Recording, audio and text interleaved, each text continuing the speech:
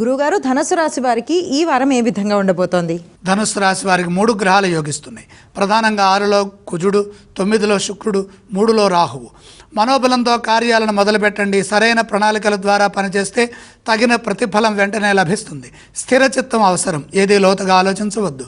చంచలత్వం లేకుండా పనిచేయాలి. ముఖ్య కార్యక్రమాల్లో ఇతరులపై ఆధారపడవద్దు.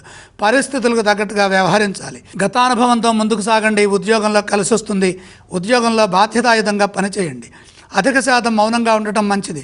మీరు చేసే పనిని బట్టి ఫలితం ఉంటుంది.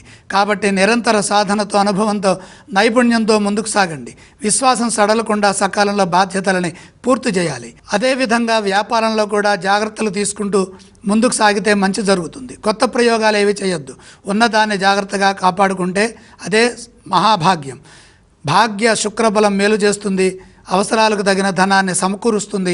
ధర్మబద్ధంగా తగిన మార్గంలో ఆర్థిక అభివృద్ధి కోసం నైపుణ్యంతో పనిచేయడం అవసరం. ఫలితాలు అద్భుతంగా ఉంటాయని గమనిస్తూ ముందుకు సాగండి. ఈ రాశి వారు ఏ స్తోత్రాన్ని పఠించాలంటారు? ధనుస్సు రాశి వారు లక్ష్మీ స్మరణ చేయటం చాలా మంచిది.